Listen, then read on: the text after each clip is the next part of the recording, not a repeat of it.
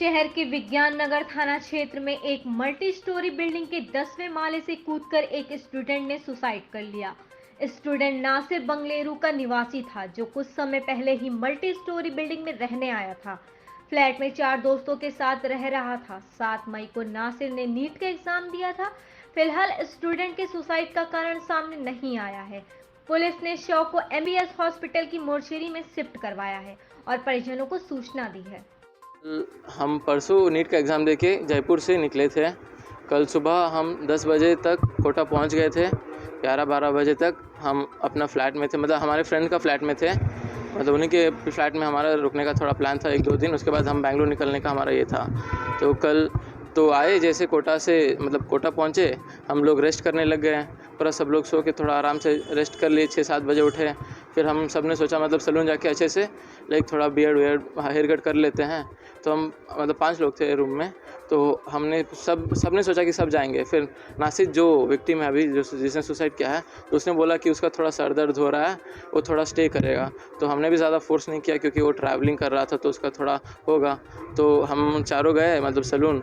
And जैसे ही हम मतलब रिटर्न कर रहे थे तो पूरा नीचे हंगामा मच रहा था अपार्टमेंट के नीचे कि सुसाइड हो गया है। तो हमको लगा कोई दूसरा होगा। फिर हम अपने रूम में गए। फिर अपना रूम खुला हुआ था। फिर हमको थोड़ा सा डर लगा। फिर हम पूरा नीचे मतलब अंदर चेक किए, नासिर नहीं मिल रहा था। तो हम थोड़ा डर के बाहर आए, पूरा नीचे खोजने लगे। हमको लग नहीं रहा था कि सुसाइड उसी का हुआ है। हमको लगा इधर इधर गया होगा, तो हम खोज रहे थे। फिर हमको कॉल भी कर रहे थे कंटिन्यूस उस नंबर पे। फिर जैसे मतलब लग नहीं रहा था, तो बाद में सडनली लगा। तो जो कॉल उठा के जिसने मतलब रिसीव किया, उसने बोला कि जिसका फ़ोन जिस पे आपने कॉल किया है उसने सुसाइड कर लिया है, वो MBS हॉस्पिटल में है।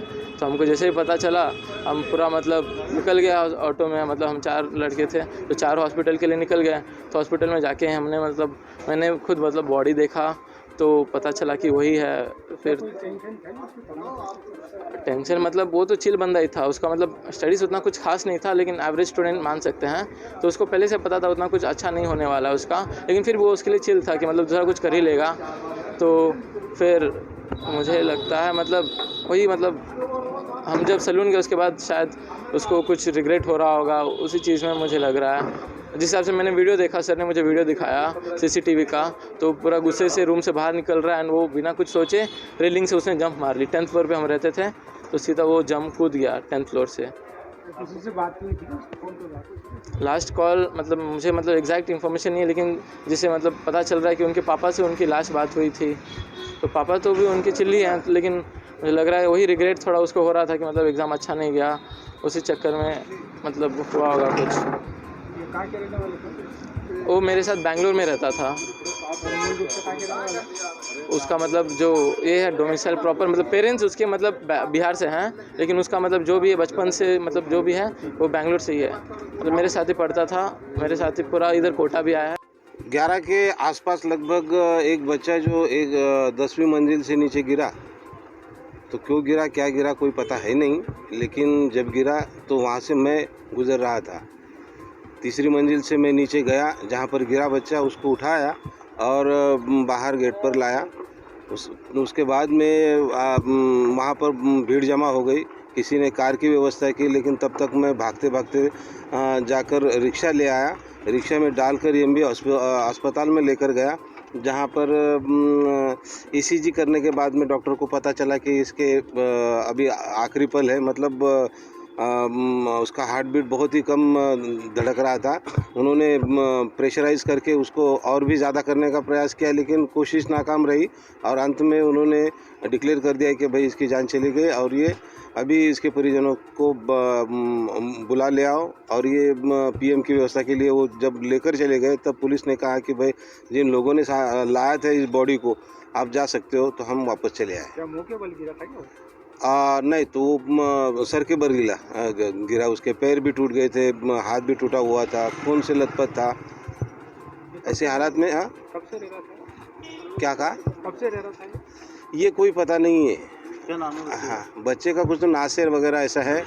उसका मोबाइल जो बिखरा पड़ा था वहाँ पर एक गार्ड ने उठाकर उसका सिम कार्ड निकाल कर उसका नाम चेक करना चाहा, फ़ोन करना चाहा, लेकिन कोई आता पता मिला नहीं।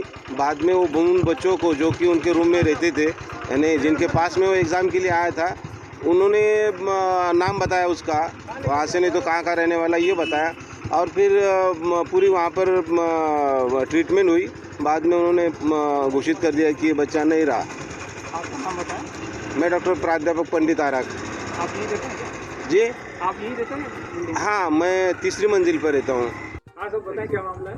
मामला है, कल रात को 10:30 बजे करीब थाना पे सूचना मिली कि एक लड़का नासिर नाम का सुवाल का बिल्डिंग से नीचे गिर गया है।